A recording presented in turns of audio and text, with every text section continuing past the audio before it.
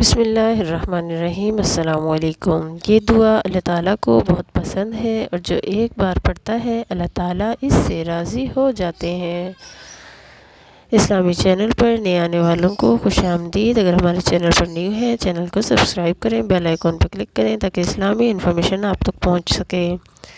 یہ دعا ہے اللہ تعالیٰ کو بہت زیادہ پسند ہے، جو ایک بار پڑھ لیتا ہے اللہ تعالیٰ اس سے راضی ہو جاتے ہیں۔ آپ بھی ایک بار ضرور پڑھ لیں، زندگی کا کوئی پتہ نہیں۔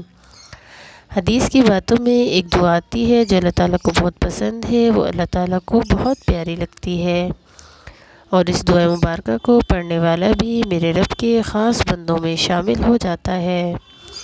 اس دعا کو پڑھنے کا ایک فائدہ یہ ہے کہ اللہ تعالیٰ اس بندے کی زندگی کے پچھلے تمام گناہ اسی وقت معاف فرما دیتے ہیں۔ دوسرا فائدہ یہ ہے کہ اللہ تعالیٰ کے نبی حضرت محمد صلی اللہ علیہ وسلم نے فرمایا، قیامت کے دن اس بندے کا ہاتھ تھام کر اسے جنت میں لے کر جاؤں گا۔ اس دعا کے پڑھنے کا فائدہ یہ ہے کہ قیامت کے دن اللہ تعالیٰ اس بندے پر اتنی نعمتیں نازل فرمائیں گے کہ وہ بندہ کہے گا، اے رب میں تجھ سے راضی ہو گیا۔ سبحان اللہ۔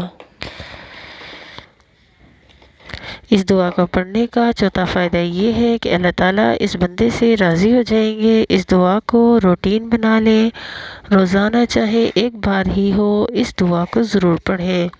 آپ سوچ بھی نہیں سکتے یہ کتنے فائدہ مند دعا ہے۔ اور وہ دعا یہ ہے، رضیت باللہ ربا وبالاسلام دینا وبمحمد نبینا صلی اللہ علیہ وسلم۔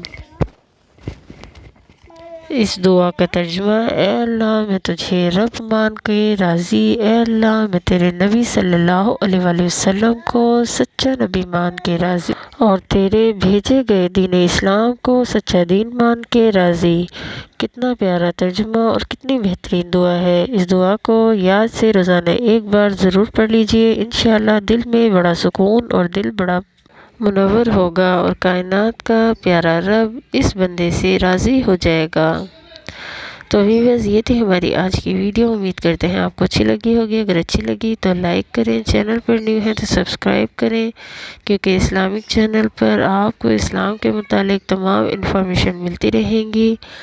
تو چینل کو سبسکرائب کر لیں، بیل آئیکن پر کلک کر لیں۔ ملتے ہیں اسی طرح کی نیکسٹ کسی انفارمیٹیو ویڈیو کے ساتھ۔ اپنے بچوں کا بہت خیال رکھیے گا، دعاؤں میں یاد رکھیے گا۔ اللہ حافظ۔